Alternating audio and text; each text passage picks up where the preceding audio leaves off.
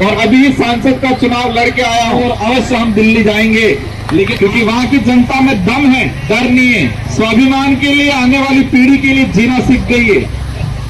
हमारे महापुरुषों ने, पूर्वजों ने देश को इसलिए नहीं आजाद कराया था कि आपका वोट 100, 500 रुपये, 1000 रुपये में बेच देना, इसलिए नहीं आजाद कराया था। इस वोट की कीमत 500, 1000 रुपया नहीं है, इसकी कोई मूल्य नहीं है इसका कोई। ये आपका भविष्य, आने वाली पीढ़ी का भविष्य तय करता है। कई लोग सोच रहे होंगे कि नई नई पार्टी आई है, क्या होगा क्या नहीं होगा। सोच पे निर्भर करता है कि हम कितना सोचते हैं। जो जितना ज्यादा सोचता है, जितना बड़ा सोचता है, इतना बड़ा करके दिखाता है। और हमारे राजस्थान के अंदर हमारे 84 सागवाड़ा डूंगरपुर की जनता ने करके दिखाया। आज मैं आपके सामने हूं और मेरी विधानसभा क्षेत्र, आपके यहां एमएलए के चुनाव नहीं होते, सीधे सांसद के होते हैं। मैं 2 बार विधायक बना और अभी सांसद का चुनाव लड़के आया हूं और दम खम के लड़के आया हूं और अवश्य हम दिल्ली जाएंगे। लेकिन आप ही आज तय करके बताओ कि दीपक भाई खुराना को यहां से भेजोगे कि नहीं भेजोगे? पक्का दिल से भेजोगे? हमारे वहां की जनता ने तो रगड़ा निकाल दिया है उनका। मोदी जी आए थे,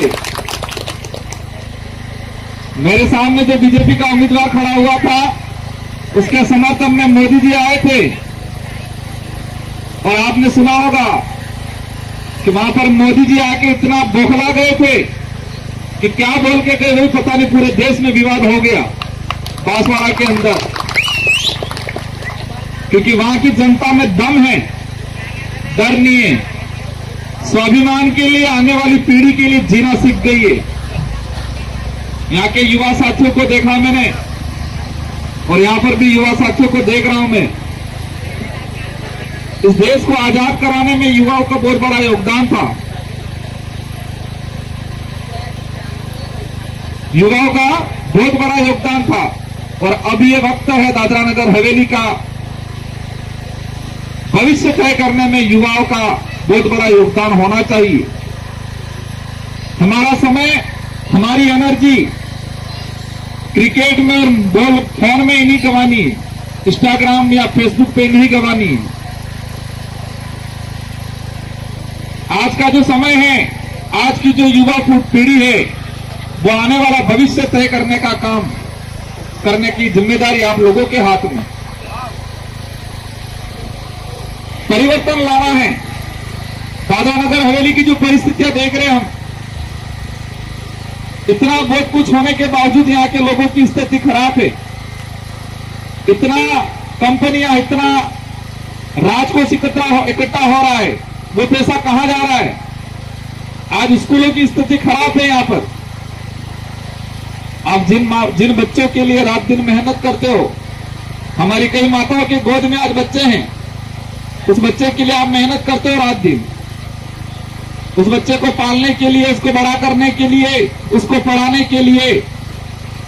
लेकिन वोट के वक्त उस बच्चे का चेहरा एक बार देख लेना कि ये मैं जिसको वोट दे रहा हूं, ये बच्चे का भविष्य निर्माण करेगा, इसका भविष्य घर तक में ले जाएगा। किसको वोट दे रहे, ये देख लेना एक बार इसका चेहरा।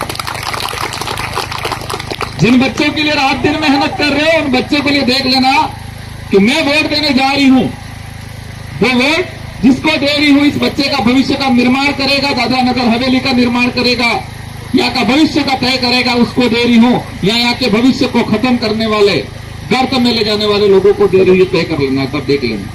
चलो, एक बुरी बात सुनी, मुझे अच्छा नहीं लगा। चलो, क्या चुनाव के कुछ दिन पहले पैसा बांट देते ये होते हैं?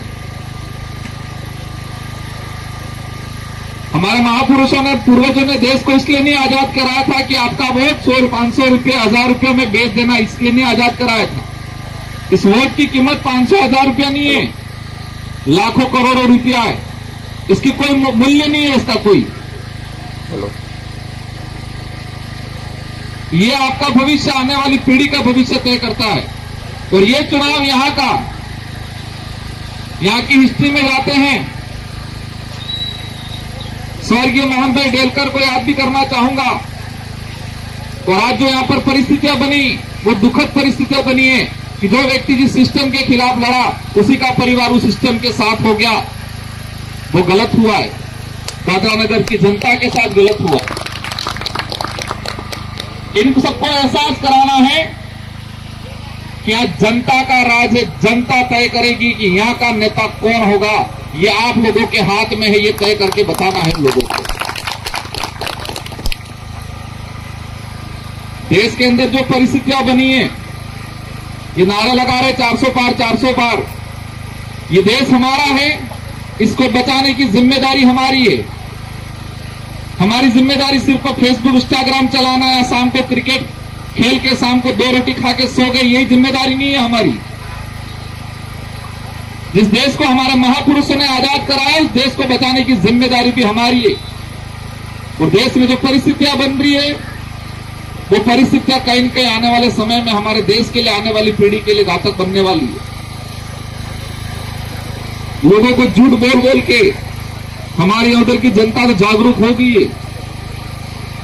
2013 में सत्ता में आई, ये 15-15 लाख रुपए दे दूंगा यूं करके, यही चलाया था उन लोगों ने पूरे देश में।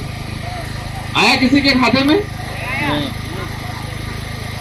2019 में वापस सत्ता में आई ये लोग, पुलवामा हमला हुआ।